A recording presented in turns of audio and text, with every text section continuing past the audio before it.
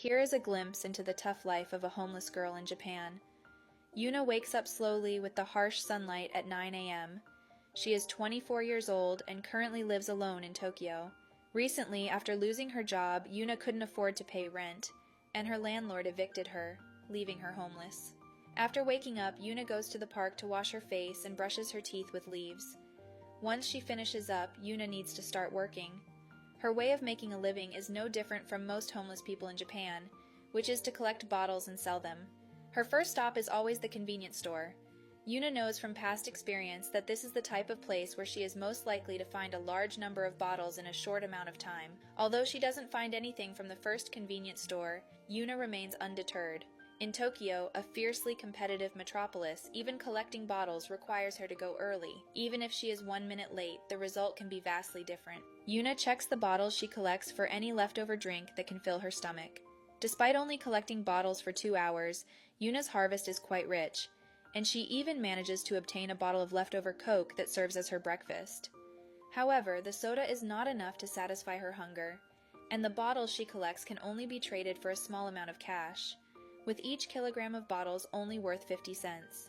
Fortunately, Yuna has a second job where she lends a hand to an old man with his work, but she has to find a safe place to hide all her bottles first. After finishing the job, she negotiates her pay with the old man and earns $7.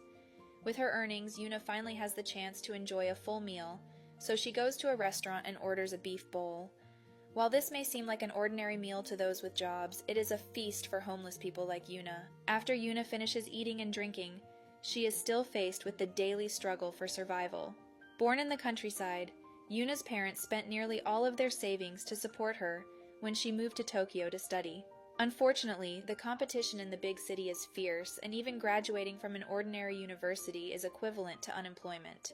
Despite working a low-paying job, Yuna was still laid off, leaving her with no savings and no choice but to live on the streets. Yuna admits she is in a difficult situation. She doesn't want to go back home empty-handed, nor ask her parents for money, so she scrapes by collecting bottles and looking for other opportunities. After collecting bottles all day until 9 p.m., Yuna needs to find a place to rest. To save as much money as possible, she only eats 1 meal a day and tries to sleep early so she won't feel hungry. However, as a woman, it is extremely dangerous for her to spend the night on the street. For example, tonight, Yuna was harassed by other homeless men. Whenever she finds herself in this situation, she runs away in a panic, without even having time to grab her cardboard to sleep on. This means that she cannot sleep on the street.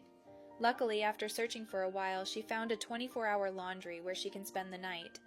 Compared to sleeping on the street, at least she can be sheltered from wind and rain here, which is fortunate in her unfortunate situation. This is a glimpse into the harsh reality of a homeless girl's life in Japan. What are your thoughts on this?